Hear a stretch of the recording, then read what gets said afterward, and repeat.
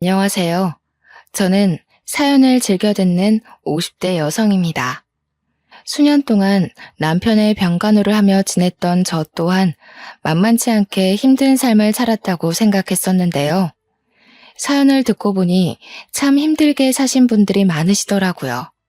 그래서 사연을 듣고 난 후 부끄러워지기도 했답니다. 고작 이런 일로 그동안 스스로를 연민하면서 살아왔구나 하는 생각이 들었거든요. 이런 부끄러움에도 용기를 내어 사연을 보내게 된 것은 저와 같은 분들에게 위로가 될까 하는 마음 때문이에요. 솔직히 아무리 가까운 가족이라고 해도 자신의 생활을 포기하면서까지 병간호를 하는 것이 쉬운 일은 아니니까요. 내세울 만한 인생을 산 것은 아니지만 사연을 들으시는 분들에게 한 줌의 위로나 희망이 되면 좋겠네요. 그럼 지금부터 이야기를 시작하도록 하겠습니다. 아주 어릴 적부터 저의 집은 참 가난하게 살았어요. 부모님의 건강이 좋지 못한 탓이었죠. 부모님 두 분 중 한 분이라도 건강했다면 달동네는 벗어나지 못해도 먹는 걱정은 안 했을 텐데. 아쉽게도 저희 부모님은 선천적으로 건강이 좋지 못했는걸요. 아버지께서는 다리가 안 좋으신 까닭에 막노동조차 하지 못하셨고, 어머님께서는 폐가 약한 탓에 모든 일이던 조금만 움직여도 쉽게 지치셨죠. 어쩔 수 없이 집안 가장의 역할은 온전히 저의 것이 되었고요. 그래서였던 것 같아요. 고등학교를 졸업하고 바로 취업을 하게 된 것이 말이에요. 불행 중 다행히도 사정을 딱하게 생각하신 담임 선생님께서 믿을 만한 곳이라며 취업 추천서를 내주셨는데요.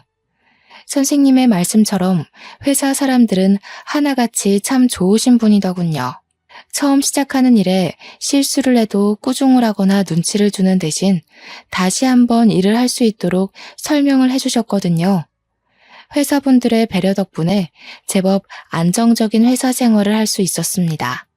그만두고 싶다는 생각도 전혀 하지 않으면서요. 그리고 회사에 많은 분들이 친절하셨지만 그 중에서도 제일 많은 호의를 베풀어 주신 것은 바로 위 직급인 사수분이셨죠. 다정하고 어른스러운 사수분의 모습을 보며 자연스럽게 짝사랑을 하게 되었고요. 하지만 사수분을 마음에 담았다고 해서 고백을 하거나 짝사랑하는 마음을 표현하지는 않았네요. 가진 것이라고는 고작 어린 나이밖에 없는 제가 다가가기에 사수분은 너무 완벽한 분이었으니까요. 그렇게 짝사랑하는 마음만 커져간 채 일을 한 지 3년이 되었죠. 누구나 알만한 대기업으로 이직을 하게 되었다며 사수분께서는 퇴사를 하게 되었는데요. 송별회가 벌어진 마지막 출근 날 사수분께서는 자신의 마음을 고백하셨어요. 깜짝 놀랄 수밖에 없었습니다. 비해 저는 너무 모자란 사람인걸요. 하지만 사수분을 놓치고 싶지 않다는 마음이 컸기에 마음이 가는 대로 행동하기로 결심을 했죠. 사수분의 고백을 받아들인 후 저희는 3년간의 연애를 시작했고 그 계기로 결혼까지 하게 되었답니다. 부모님께서는 남편을 참 마음에 들어 하셨어요. 그럴 수밖에 없었습니다. 솔직히 기초수급자 부모를 둔 가난한 집안의 딸내미가 대대로 공무원 집안인데다 대기업에 다니는 남편을 만난다는 게 쉬운 일은 아니잖아요. 그런데 결혼을 진심으로 기뻐하시는 부모님과 다르게 시어머니께서는 이 결혼이 마음에 들지 않는다는 듯 항상 인상을 쓰고 계셨어요. 스스로도 남편에 비해 한참 모자란 사람이라는 것을 알았기에 그저 묵묵히 고개를 숙일 뿐이었어요. 뼈대 있는 가문의 장남인 남편을 빈몸으로 홀랑 채갔으니 시어머니께서 기분이 좋지 않은 것은 어찌 보면 당연한 일이었으니까요. 그래서 한여름에 김장을 담는다던가 갑자기 새로 산 이불 빨래를 하라고 시키셔도 꿋꿋하게 따르게 되었네요. 그런데 한 가지 이해가 가지 않는 것이 있었어요. 시어머니와는 아무런 관련이 없는 도련님과 동서까지 저를 가정부 취급을 했거든요. 아마 대기업에 다니는 자신들과 다르게 한참 모자란 중소기업에 다니는 형수에게 사람 취급을 하기 싫었던 것이겠죠. 시댁 식구들에게 무시를 당할 때면 힘들긴 했지만 그래도 견딜 수 있었어요. 남편은 무시받으며 슬펐던 기분을 모두 잊을 만큼 잘해주었으니까요. 친정 부모님까지 살뜰하게 챙겨주는 남편만 있다면 모든 것들은 다 참을 수 있을 것 같았는걸요. 하지만 원래부터 복이 없는 집안에서 태어난 까닭인지 아니면 분에 넘치는 남편을 욕심내서인지 결혼한 지 4년 만에 하늘은 저희 부부에게 날벼락을 떨어뜨리더군요. 남편이 큰 사고를 당하고 만 것이었죠. 의사가 말하길 머리와 허리를 크게 다친 남편은 평생 깨어나지도 못하고 식물인간으로 살 수도 있다 했는데요. 의사의 말에 시어머니께서는 바닥에 쓰러진 것도 모자라 통곡을 하며 흐느끼기 시작하셨네요. 아이고, 이래서 집안에 사람이 잘 들어와야 하는데 복도 없는 저 망할 것이 기어들어오는 바람에 기어코 우리 장남 숨통을 끊어놓는구나. 어머님, 아무리 속상하셔도 그런 말씀을 하시면 안 되죠. 기초수급자 집안에서 가난하게 자란 게 형님 탓은 아니잖아요. 큰 사고를 겪은 남편 때문에 마음이 힘든 와중에 모든 책임을 친정에게 전가하는 시어머니와 동서를 보자 심란한 마음이 가라앉기는커녕 더욱 혼란스러워졌죠. 그래서 아무 말도 안 한 채 시어머니 앞에서 가만히 있었던 거고요. 그런데 시어머니는 가만히 있는 것도 마음에 들지 않는지 대놓고 흉을 보기 시작했습니다. 저 피도 눈물도 없는 것 같으니라고. 지서방이 아파서 누워있다는데 어떻게 된 애가 눈물 한 방울 안 흘리고 가만히 서 있을 수가 있어? 너는 이 상황이 슬프지도 않나 보구나? 그런 게 아니라요. 그이가 갑자기 이렇게 됐다는 게 믿기지가 않아서요. 오냐, 나도 믿기지가 않는다. 어제까지만 해도 멀쩡하게 걸어서 제 발로 출근하던 아들이 교통사고로 식물인간이 될지도 모른다니 이게 다 삐쩍 고른 나무 마냥 복도 없는 네가 우리 집에 와서 생긴 일 아니냐? 너만 아니었어도 건강하던 우리 아들이 저렇게 병자 마냥 침대에 누워있을 일이라도 있었겠니? 죄송합니다, 어머님. 그이 깨어날 수 있도록 옆에서 열심히 노력할 테니 너무 걱정하지는 말아주세요. 염치가 있으면 응당 그래야지. 누구 때문에 우리 집 귀한 장남이 저리 크게 다쳤는데 시장 바닥에 굴러다니는 쓰레기 신세 되기 싫으면 하루라도 빨리 우리 아들 깨어날 수 있게 정성껏 간호해야 할 게다. 시어머니와 동서가 돌아가고 혼자나마 산소호흡기를 꼽고 있는 남편을 보자 착잡함과 서글픔이 한꺼번에 몰려오더군요. 무거워진 마음은 이루 말할 수 없을 정도로 아파왔고요. 의학적인 지식이 있는 것도 아니고 그렇다고 남편이 빨리 나을 수 있도록 값비싼 돈을 내고 좋은 의료진을 개인적으로 모시고 올 수도 없는 상황에서 할 수 있는 것이라고는 기도와 정성 어린 병간호뿐이었어요. 다행히 이런 보잘것없는 상황에서 남편은 의식을 되찾아 주었죠. 참 고마운 일이었습니다. 그렇지만 진짜 힘든 일은 남편이 의식을 되찾은 후 시작되었네요. 물론 남편의 병간호를 전적으로 맡아서 하는 것이 당연했지만 현실적인 문제를 생각하지 않을 수가 없었거든요. 병간호를 위해 일을 그만둔다면 지금 당장은 남편의 회사에서 나온 퇴직금과 위로금과 보험금으로 그럭저럭 입에 풀칠을 할 수 있었지만 그 후의 일이 참 막막했죠. 그렇다고 남편의 병간호를 포기한 채 계속 일을 다닐 수도 없는 일이었어요. 하지만 힘든 일은 이뿐만이 아니었습니다. 다리를 크게 다친 아버지의 수술비까지 저의 지갑에서 나가야 했는걸요. 부모님께서는 얼마 전 생활비가 부족하다는 이유로 보험까지 해지하셨기에 수술비는 그 배로 들었습니다. 대출을 받을까 생각하기도 했지만 진짜 돈이 없을 미래를 생각하니 도저히 대출을 받을 수는 없었어요. 한참 동안 머리를 굴려보았지만 뾰족한 수는 떠오르지 않았고 하는 수 없이 시동생 부부에게 손을 벌리게 되었네요. 처음에는 시어머니에게 빌릴까도 생각해보았지만 시어머니의 성격상 수술비를 빌려주기는커녕 불호령을 할 것이 뻔했기에 어쩔 수 없는 선택이었는걸요. 시동생이 비웃기는 할지언정 적어도 최대한 부탁을 하다 보면 돈을 빌려줄 것 같았거든요. 도련님, 이런 말씀 드리기 너무 염치 없다는 거 잘 알지만 돈 좀 빌려주실 수 있을까요? 당장 저희 아버지 다리 수술을 하셔야 하는데 돈이 없어서요. 형수님, 그렇게 안 받는데 엄청 뻔뻔하시네요.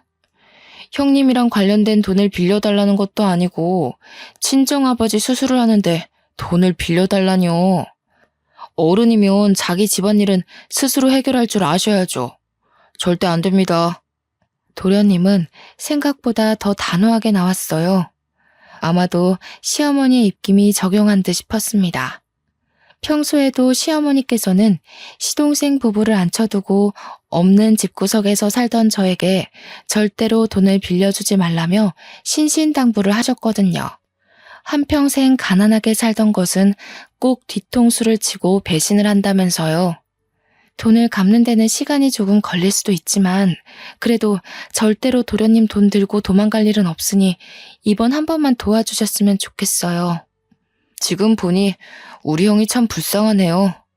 침대에 누워있는 우리 형님은 형수님이 손아래 동생한테 돈이나 꾸러다니는 양심 없는 사람인 줄은 꿈에도 모를 거잖아요. 이럴 줄 알았으면 결혼한다고 난리 피웠을 때 어떻게 해서든 반대하는 거였는데. 아무튼 저는요, 형수님한테 10원 한 장 빌려줄 생각이 없으니까 다른 데서 친정아버지 수술비를 구하던 아니면 직접 친정아버지 다리를 붙여주던 알아서 하시고 이만 돌아가세요. 도련님 제발요. 저 도련님 아니면 돈 나올 것도 없어서 그래요. 제발 사람 한 명 살리는 셈 치고 도와주세요. 돈만 빌려주시면 시키시는 일은 무조건 다 할게요. 도련님은 생각보다 매정한 사람이었습니다. 아무리 애원을 해도 절대로 돈을 빌려줄 수 없다고 했죠. 하지만 시동생 부부가 아니면 돈을 빌릴 곳이 없기에 죽기 살기로 시동생의 바지가랑이를 붙잡으며 두 손이 다를 정도로 빌었어요.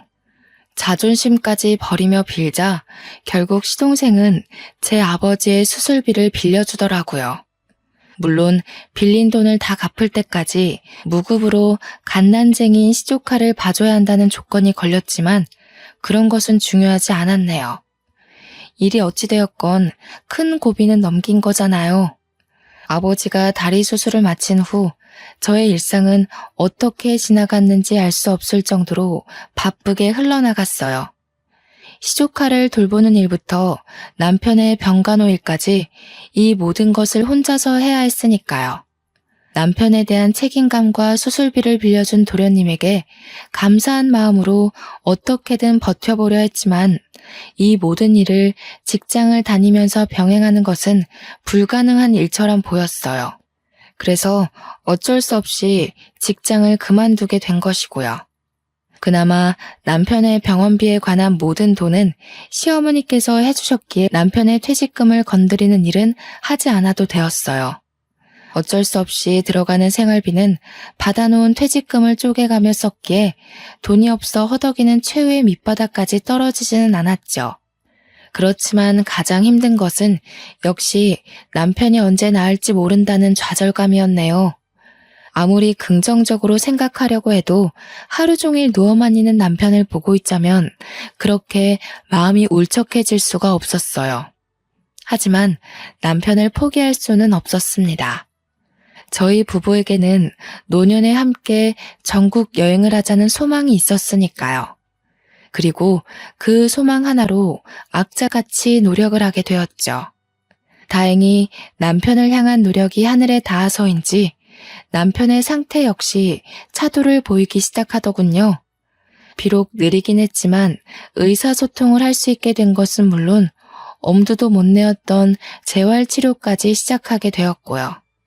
서서히 차도를 보이는 남편의 모습에 마음이 급해지는 것은 사실이었지만 티를 내지 않기 위해 참 많은 노력을 했네요. 조바심을 내는 대신 남편이 빠르게 회복할 수 있도록 뒤에서 묵묵히 할 일을 했고요. 그리고 길고 길었던 8년이란 시간을 끝으로 남편은 완전히 완치를 했답니다. 물론 평생 한 발을 절어야 한다는 후유증이 남긴 했지만 남편이 일상적인 생활을 누릴 수 있다는 것만으로도 너무나 감사했기에 그런 것쯤은 아무런 문제가 되질 않았는걸요. 남편 또한 일상적인 생활을 할 수 있게 된 것만으로도 너무 감사하다며 대수롭지 않게 생각했죠. 시어머니 또한 완전히 병상에서 일어난 남편을 보며 감격의 눈물을 흘리셨습니다. 남편을 와락 끌어안으며 기뻐하는 시어머니의 모습을 보자 참 많은 생각이 들더군요. 저에게는 피도 눈물도 없는 시어머니였는데 남편에게는 인자한 어머니 그 자체셨거든요. 시어머니의 열렬한 환대가 있은 후 남편과 함께 집으로 돌아왔는데요. 8년 만에 찾은 평온함이었지만 저희 부부는 그 평온함을 즐길 시간이 없었네요. 남편이 침실에 누워있을 때는 코빼기도 안 비치던 시어머니께서 남편이 완치한 후 자기 집보다 더하게 저희 집을 들락날락 하셨거든요. 그리고는 시댁으로 돌아가는 길이 멀다며 1주일이고 2주일이고 저희 집에 머물기 일쑤였습니다. 솔직히 불쑥불쑥 저희 집에 찾아오는 시어머니가 그렇게 달갑지만은 않았네요. 아무리 아들이 완치한 것이 기쁘다고 해도 결혼한 아들 집에 한 달씩 머무는 것은 말이 안 되는 거잖아요. 남편 또한 시어머니께서 시댁으로 돌아가지 않고 저희 집에 머무는 것이 불편했는지 참다 못해 먼저 이야기를 꺼냈죠. 어머니, 저희 집에 오시는 건 좋은데 그래도 여기서 지내신 지 벌써 2주일이 지났는데 집에 가보셔야 되지 않겠어요? 우리 아들이 이렇게 멀쩡해졌는데 애미가 옆에서 단단히 지키고 있어야지. 그리고 어디 여기가 남의 집이냐? 아들 집에 애미가 오는 건 당연한 일이지. 이 애미 걱정하지 말고 아범 너는 몸보신할 생각만 해라. 남편은 시어머니가 상처받지 않게 잘 돌려 말하려고 했지만 시어머니께서는 저희 집에서 한 발자국도 움직일 생각을 안 하셨어요. 시어머니가 계속해서 저희 집에 머물다 보니 보다 못한 남편은 시어머니에게 솔직하게 말을 할 수밖에 없었고요. 저도 어머니 계셔서 좋기는 한데 솔직히 너무 오랫동안 집에 계시니까 불편해서요. 물론 어머니랑 함께 있는 것도 너무 좋지만 이제는 저희 집사람이랑 단둘이서만 있고 싶어서요. 지금까지 저 사람 제 병간호하느라 곱고 예쁜 시절 다 보냈잖아요. 8년 동안 간호해준 은혜를 갚으려면 평생을 잘해도 모자라겠지만 지금이라도 저 사람이랑 단둘이 시간 보내면서 그동안 못했던 거 다 해주고 싶어요. 그러니까 어머니께서도 조금 이해해 주세요. 뭐야? 아범 너는 똥수발 드느라 고생한 마누라만 보이고 자식 걱정에 8년 동안 잠도 제대로 못 잔 이 애미는 걱정도 안 된다 이 말이냐? 도대체 저 몹쓸 것이 너한테 무슨 말을 했길래 이 애미를 내쫓으려고 하는 게야? 몹쓸 것이라뇨. 저 사람 어머니도 마다한 병수발 지금까지 싫은 기색 한 번 없이 다 들어준 고마운 사람이에요. 미창 나간 고무신 주제에 분에 넘치는 공무원 집안에 시집 왔으면 병수발 정도는 당연히 했어야지. 낳아주고 길러준 애미한테 대드는 것 보니 아범 네가 저 몹쓸 것한테 홀려도 단단히 홀린 게로구나. 아무래도 안 되겠다. 애미가 참하고 좋은 여자로 구해놨으니 당장 선부터 보고 저것하고 헤어져라. 몸도 건강해졌는데 언제까지 저 헌신짝 같은 것하고 살 수 없지 않니? 지금 저더러 재혼이라도 하라는 말씀이세요? 기가 막히게도 시어머니는 남편에게 재혼할 것을 권하셨습니다. 눈앞에 멀쩡히 살아있는 며느리가 있는데도 말이에요. 정말 어처구니가 없었어요. 그동안 남편의 병간호를 한 것이 무언가를 바라고 한 행동은 아니지만 그동안 제가 남편에게 쏟아부었던 모든 노력을 당연한 거라 취급하는 시어머니의 모습을 보자 온몸에 힘이 쭉 빠져나갔습니다. 남편이 아플 때는 다 늙어 혼자 살기 싫으면 병간호라도 똑바로 하라고 윽박 지르셨던 분이 정작 남편이 다 낫고 나니 얼굴을 싹 바꾸고 남편에게 재혼을 권하시다뇨. 그건 지금까지 고생한 저에게 나가서 혼자 살라는 말이나 다름없는 거잖아요. 남편 또한 시어머니의 말이 기가 찬지 한참을 실성한 사람처럼 헛웃음만 뱉어냈어요. 그리고는 어머니에게 절대 재혼하지 않겠다고 단칼에 잘라 이야기를 했죠. 지금 저더러 저 때문에 고생만 한 저 사람 버리고 다른 여자랑 새 출발하라는 말씀이세요? 저 사람이요. 어머니한테는 단순히 어머니 대신 아들 병간호해준 며느리일 수도 있겠지만 저한테는 세상 둘도 없는 은인이자 마누라예요. 그러니까 앞으로 제 앞에서 재혼을 하니 마니 그런 말 하지도 마세요. 자꾸 재혼 들먹이면서 저 사람 괴롭히시면 어머니라고 할지라도 저 안 보고 살 거예요. 아범, 애미한테 어떻게 그런 심한 말을... 남편이 이렇게 강하게 나올 줄은 몰랐는지 시어머니 얼굴에는 당황한 표정이 역력했습니다. 당황한 것은 저도 마찬가지였어요. 소문난 효자였던 남편이 이렇게 강하게 나올 줄은 몰랐거든요. 남편과 한 차례 신랑이를 한 시어머니께서는 끝까지 시댁으로 돌아가지 않으려고 하셨지만 남편은 억지로 시어머니를 쫓아내다시피 저희 집에서 내보냈는데요. 남편의 행동이 과하다고 생각하기는 했지만 그래도 참 고맙더라고요. 결혼한 지 오랜 시간이 지났지만 아직도 처음처럼 사랑해준다는 것과 병간호하는 것이 얼마나 힘든지 모두 알아준 거잖아요. 시어머니가 가신 후 저희 부부는 둘만의 시간을 보내려고 노력했습니다. 단둘이 영화를 보거나 밤늦게까지 산책을 하면서요. 남들이 보기에는 다 늙은 나이에 무슨 주책이냐고 할 수도 있었겠지만 저희 부부에게는 더없이 행복한 시간들이었답니다.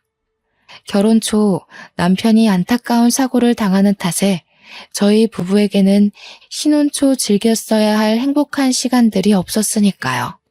하지만 행복한 시간을 보내는데 제일 중요한 것은 아무래도 경제적인 부분이 컸어요. 나날이 줄어가는 통장의 잔고를 보던 남편은 일단 돈을 벌어야겠다고 말을 했는데요. 다 낫기는 했지만 아직도 병원을 오가며 몸 상태를 보고 있는 남편에게 나가서 돈을 벌어 오라는 말을 하기가 좀 그렇더군요. 그래서 몸이 다 나을 때까지는 제가 나가서 돈을 벌겠다고 한 것이고요. 그런데 남편은 단칼에 그 의견을 잘라냈어요. 지금까지 고생시킨 것도 갚으려면 평생이 걸리는데 더 이상 자신 때문에 희생하지 말라면서요. 남편의 뜻은 너무나 확고했기에 어쩔 수 없이 남편의 뜻을 따를 수밖에 없었는데요. 호기롭게 일자리를 찾아 나서기는 했지만 8년의 공백기 탓인지 남편이 전공을 살려 취업을 할 수 있는 기회는 쉽사리 오지가 않았는걸요. 계속 낙방하는 현실에 남편은 어쩔 수 없이 경비원으로 취업할 수밖에 없었죠. 처음에는 많이 속상했어요. 사고 전 대기업을 다니며 누구보다 잘 나가던 남편이 음주운전을 한 누군가의 실수로 인해 잘 나가던 예전을 뒤로하고 아파트 경비원으로 일을 해야 했으니까요. 그리고 남편에게 찾아온 불행은 허영심 많고 잘난 척하기 좋아하는 시동생 부부에게는 아주 좋은 먹잇감이 되어버렸죠. 역시 인생사 세용지마라고 사람 인생 모르는 거야. 잘 나가기 둘째가라면 서러웠던 형이 나이 40에 고작 경비원 일을 하는 걸 보면 말이야. 어머, 당신도? 큰 사고 당하고 일상생활 하는 것만으로도 다행인 거지. 어디 큰일 겪은 사람이 전처럼 생활할 수 있나? 아무렴 하찮은 일을 해도 일하는 사람만 행복하면 됐지. 수사람이 왈가왈부할 필요가 뭐가 있다고. 안 그래 아주버님? 남편을 깎아내리는 시동생도 미웠지만 도와주는 척 남편을 헐뜯는 동서가 더 밉더군요. 자세한 사정을 모르는 남이라면 그럴 수도 있다 넘어갈 수 있었지만 남도 아닌 가장 가까운 가족이 남편을 헐뜯는 것을 보니 도저히 그 상황을 참고만 있을 수 없었어요. 도련님이고 동서고 정말 너무하네요. 아무리 잘못한 게 있다고 해도 감싸주는 게 가족이라고 하는데 하물며 잘못한 것도 아닌 사고 당한 걸로 조롱을 하다니요. 전후 사정 모르는 남도 이렇게 막대하지는 않을 거라고요. 참나 어이가 없어서. 형 없다고 바닥에 엎어져서 돈 빌려달라고 싹싹 빌던 게 누군데 이제 형님 돌아왔다고 유세 떠는 거예요? 유세 떠는 게 아니라 당연히 할 말은 하는 거죠. 입장 바꿔서 도련님 자식이 큰 사고 당하고 남한테 조롱당한다고 생각해보세요. 절대 농담으로 못 받아들이실 거잖아요. 세상에 어디 그런 재수없는 소리를. 형수님, 아무리 그래도 할 말이 있고 못할 말이 있죠. 동서도 자기 자식 큰 사고 당한다는 소리 들으니까 기분 더럽지? 지금 내 기분이 딱 그래. 우리 남편이 뭐가 모자라서 동서 같은 사람한테 조롱을 당해야 하는데? 당신 괜히 상대하지 마. 못 배운 집안 사람들이 다 그렇지 뭐. 배운 거 없어서 경우 없고 예의 없고 더 상대했다가는 우리 입만 아프니까 그만 가자고. 형수한테 못 배운 거라니 너 지금 말 다 했어? 가만히 있던 남편은 못 배운 집안이라는 말에 발끈하며 도련님의 멱살을 잡아 올렸습니다. 경우 없는 집안이랑 살더니 형도 상놈 다 됐네. 하나밖에 없는 동생 멱살이나 잡아 올리고. 앞으로 이런 상놈의 집안이랑은 상종도 안 할 테니까 어디 한번 집안 도움 없이 잘 살아보라고. 나도 너 같은 자식은 동생으로 치고 싶지도 않으니까 앞으로 우리 집에 발길할 생각도 하지 마라. 시동생이 떠나가고 난 후 착잡한 기분이 무겁게 어깨를 짓눌렀어요. 만약 시동생이 하는 말을 한 귀로 듣고 한 귀로 흘려들었으면 남편과 시동생의 사이가 틀어지는 일은 없었을 테니까요. 괜히 작은 말다툼 때문에 형제의 사이를 갈라놓은 것 같아 가슴이 무거웠는데요. 남편은 오히려 막말이란 짓거리는 놈과 확실하게 절연을 하게 되어 좋다고 말해주었어요. 그러면서 경우 없이 구는 혈육을 정리하고 평생 둘만을 위해 살 수 있게 되었으니 참 잘 되었다고 말을 해주었죠. 일이 어찌되었던 항상 편을 들어주려 노력하는 남편을 보며 이 사람과 결혼하길 참 잘했다는 생각을 하게 되었고요. 남편이 경비원으로 출근을 한 후 8년 만에 처음으로 혼자만의 시간을 가지게 되었는데요. 절대 일하지 말라는 남편의 충고에 혼자만의 여유를 즐겨보려고 노력했지만 그게 잘 안 되더군요. 그래서 가까운 마트에 계산원으로 일을 시작하게 되었어요. 물론 처음에는 남편의 거센 반대가 있었지만 혼자 있는 시간에 대한 불만을 토로하니 남편 또한 일하는 것을 허락해 주었고요. 남편은 일이 힘들면 언제 그만두어도 좋다고 말을 했지만 마트에서 일하는 것은 전혀 힘들지 않았습니다. 오히려 일을 하고 난 후 삶의 활력이 돌 정도로 좋았죠. 아나무인인 시동생 부부의 아이를 돌보는 것에 비하면 계산원으로서 하는 일은 너무나 쉬웠거든요. 짧게 일하는 마트 계산원 일은 큰 돈이 되지는 않았지만 남편에게 손을 벌리지 않고 부모님에게 용돈을 드릴 수 있다는 것이 참 기뻤습니다. 퇴근 시간이 1시간 일찍 끝나는 남편은 항상 집안 청소를 해주었는데요. 남편과 함께 평범하지만 소소한 행복을 누릴 수 있는 일상을 함께 할 수 있다는 것만으로도 참 감사했네요. 하지만 이런 행복은 그리 오래 가지 않았습니다. 남편에게 여자가 생겼기 때문이었죠. 처음에는 눈치를 채지 못했어요.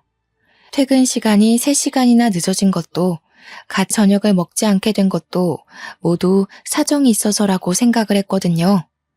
아무리 봐도 그쪽 남편 바람이 난 것 같아. 누가? 우리 남편이? 저 그럴 사람 아니니까 이상한 추측하지 말고 일이나 열심히 해. 참나, 등잔 밑이 어둡다더니 어두운 정도가 아니라 아주 까막눈이구만. 여기 직원들 사이에 소문 다 났어. 그쪽 남편 다방 커피집 여자랑 바람났다고. 뜬소문 믿기 좋아하는 동료 직원의 말을 무시하려고 했는데요. 동료 직원은 불쑥 핸드폰부터 내밀더군요. 동료 직원의 핸드폰에는 민망한 차림의 여자와 팔짱을 끼고 있는 남편의 모습이 찍혀 있었습니다. 눈을 비비고 다시 보아도 남편이 다른 여자와 팔짱을 끼고 있는 사진은 변함이 없었죠. 나도 처음에는 긴가민가 했는데 아무래도 맞는 것 같아서 먼저 사진부터 찍었지. 증거가 없으면 안 믿을 것 같아서. 너무 실망하지는 마. 원래 남자들이 다 그렇잖아. 병수발 들어준 조광지처 참 고마운 일이지만 새로운 여자 나타나면 눈 돌아가는 건 어쩔 수가 없는 일이니까. 당장 가서 이혼한다는 소리부터 하지 말고 슬쩍 떠봐. 솔직히 까놓고 말해서 이 나이에 이혼하고 다른 남자랑 재혼을 할 수 있는 것도 아니고 다른 여자 손때 타긴 했어도 데리고 살던 남편 살살 달래서 데리고 사는 게 훨씬 낫지. 평소 푼수 같은 동료와 말을 섞는 것을 싫어했지만 이번만큼은 동료의 말처럼 하기로 했어요. 분명 바람을 피운 것이 잘못된 일이긴 하지만 남편만한 사람은 없었으니까요. 그래서 남편을 추궁하는 대신 솔직하게 말하고 관계를 정리하는 쪽으로 설득하기로 결심을 한 것이죠.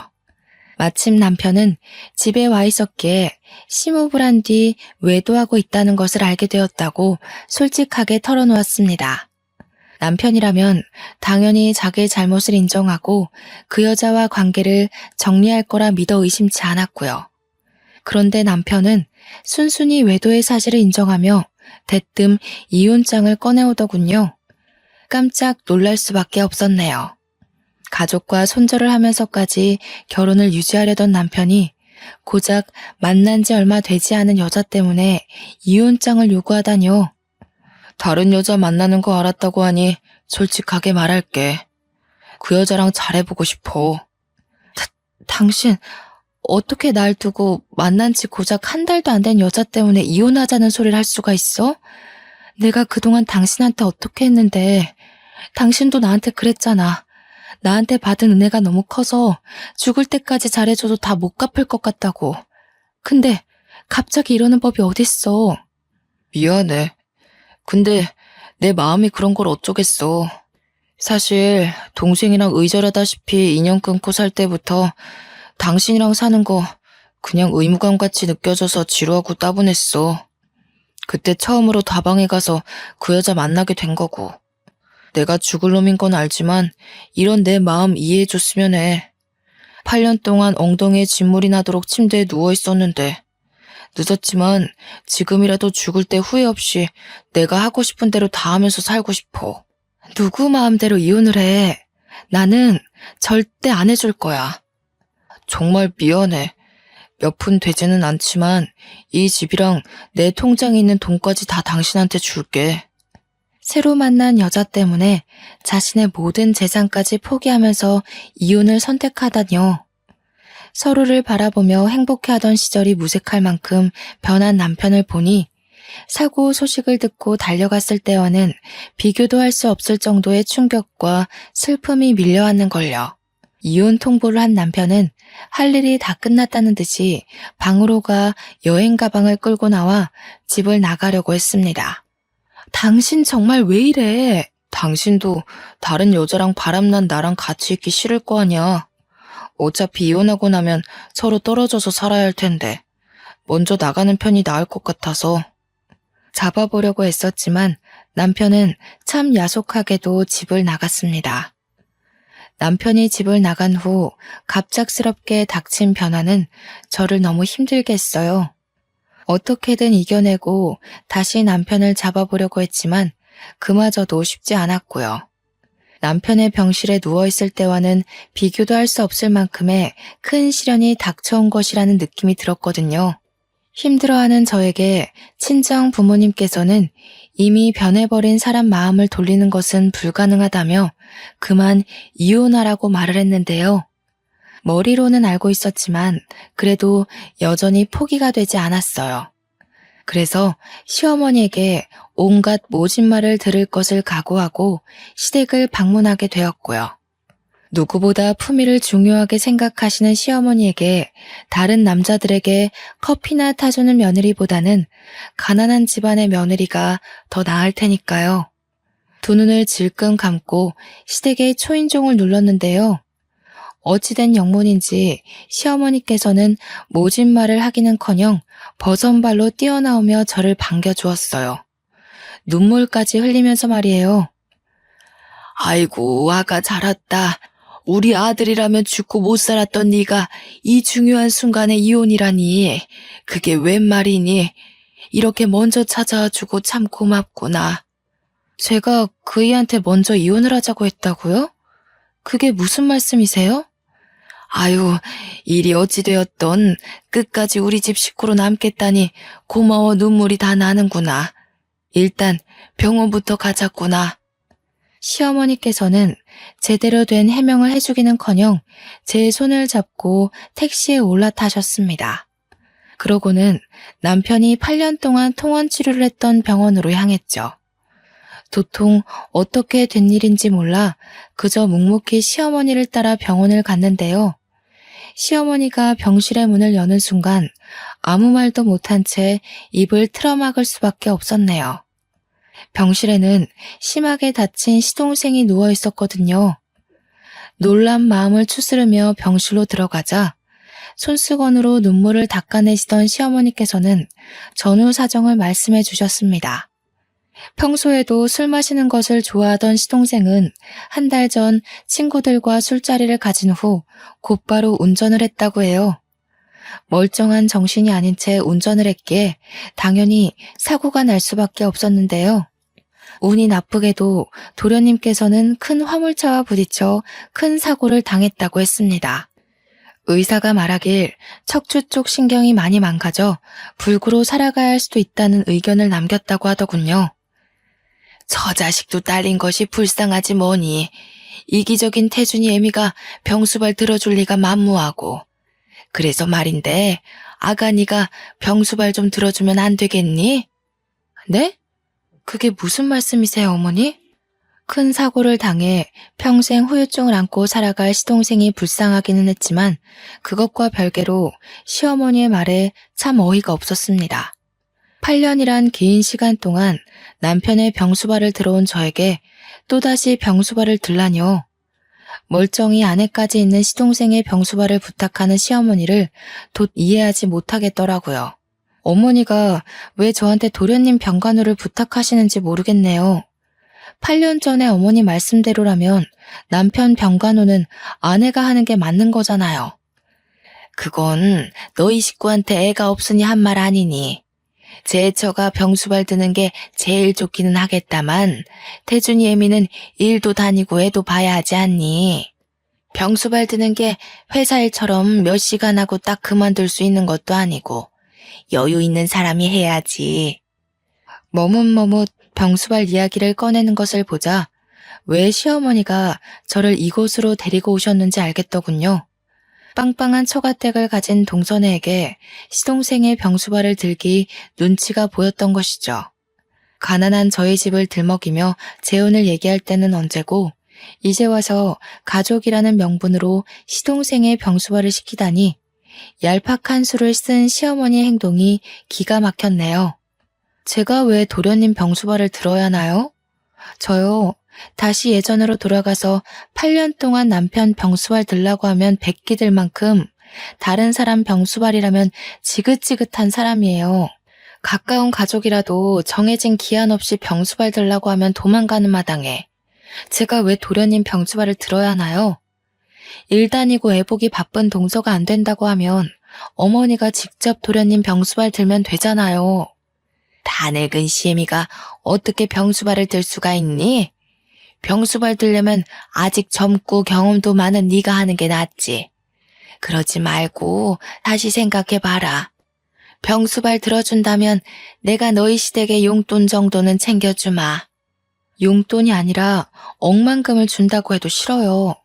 저는 절대 도련님 병수발 들 생각 없으니 전문 간병인을 쓰시던 어머니가 직접 도련님 병수발을 드시던 알아서 하시면 좋겠네요. 못된 것, 집안에 도움도 안 되는 주제에 이럴 때라도 나서서 집안에 보탬이 될 생각을 해야지. 어디 시애미한테 두 눈 똑바로 두고 대들어? 그만 좀 하세요.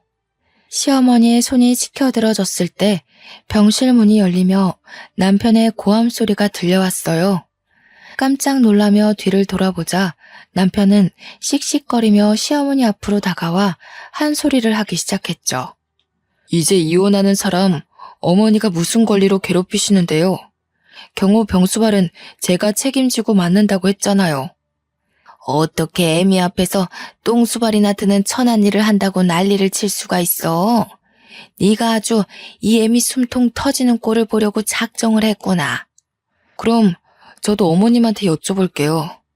저희 가족이랑 관련도 없는 이 사람은 무슨 잘못을 했길래 어머니나 저 대신에 똥수발이나 드는 일을 해야 하는데요. 아무리 자기 배로 낳은 아들이 귀하다고 해도 그렇지. 어머님 정말 너무하시네요. 사람도 장모님이랑 장인어른한테는 눈에 넣어도 안 아플 귀한 딸이라고요. 남의 집 귀한 딸을 8년씩이나 병수발 시킨 걸로는 모자라세요? 남편은 목에 핏대를 세우며 시어머니와 싸웠는데요. 그 모습을 보자 저도 모르게 왈칵 눈물이 쏟아지고 말았네요. 남편이 이혼하자고 했던 이유를 알아버렸거든요.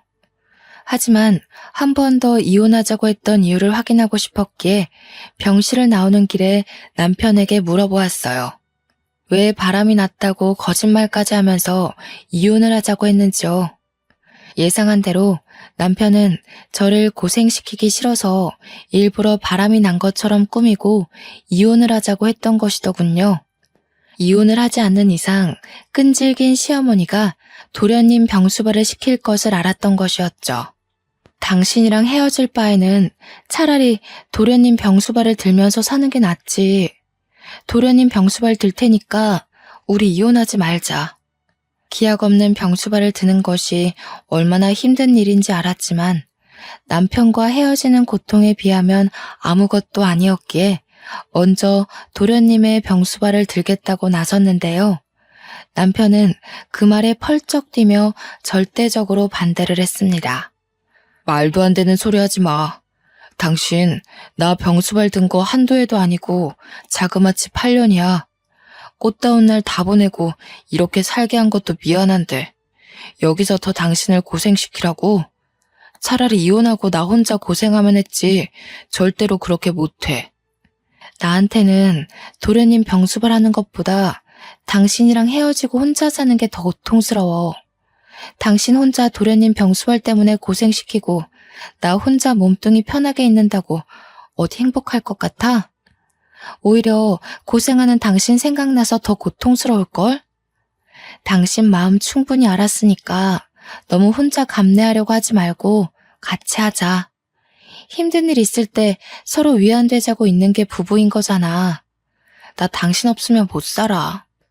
나같이 못난 놈한테 목매지 말고 새로운 남자 만나 새 출발하고 행복하게 살아.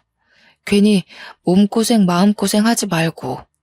어떻게 해서든 설득하려고 했지만 남편의 뜻은 너무나 완고했습니다. 도저히 꺾지 못할 정도로요. 그 후 시동생의 병실을 찾아가 남편을 다시 설득하려고 했지만 그럴 때마다 남편은 저를 병원 밖으로 내쫓으며 이야기를 들으려고도 하지 않았어요. 그래서 하는 수 없이 밤마다 간절하게 빌게 되었죠. 남편과 이혼하지 않고 예전같이 잘 지낼 수 있는 기적이 일어나게 해달라고요. 바보 같은 생각인 것은 알았지만 다른 선택지는 없었어요. 남편은 아무리 설득을 해도 넘어오지 않았거든요. 그리고 간절한 진심은 기적을 가지고 온다는 말처럼 저의 기도는 이루어지고 말았네요. 출근을 하는 남편을 대신해 전적으로 시동생의 병수발을 들던 시어머니께서 먼저 백기를 들고 시동생을 시설로 보내게 된 것이었습니다. 아무리 자식이라고 해도 자신의 생활까지 포기하면서 시동생의 병수발을 들 자신이 없었던 것이었죠. 시동생이 시설로 들어간 후 저희 부부는 예전 같은 생활을 할 수 있게 되었는데요. 시어머니가 얼마나 행패를 부릴 수 있는지 자신의 두 눈으로 확인을 했기 때문인지 남편은 절대적으로 시어머니와의 거리를 유지하더군요. 참 감사한 일이었어요. 아무리 아내와 갈등이 있다고 해도 자신을 낳아준 부모님과 거리를 유지한다는 것이 결코 쉬운 일은 아니잖아요. 8년 동안 남편의 병수발을 들었다는 이야기를 들으면 다들 깜짝 놀라며 대단하다고 하는데요. 그럴 때마다 저는 손사래를 치며 남편에게 받은 사랑을 그대로 갚아준 것뿐이라고 답하곤 해요. 항상 사랑으로 감싸주고 배려해주는 남편을 만나지 못했다면 지금까지도 불행하다는 생각에 사로잡혀 우울하게 살아갔을 테니까요. 사연을 시청해주시는 분들 중에서도 가까운 가족의 병수발로 인해 힘들어하는 분들이 꽤 계실 텐데요. 그런 분들에게 절대로 무너지지 말고 힘내라는 말씀을 해드리고 싶네요. 무너지지 않고 포기하지 않는다면 가족을 사랑하는 소중한 마음과 정성은 언제나 기적을 일으키기 마련이니까요. 그럼 지금까지 사연을 시청해주신 모든 분들이 건강하길 바라며 이만 이야기를 끝내도록 할게요. 사연을 시청해주신 모든 분들께 진심으로 감사드립니다.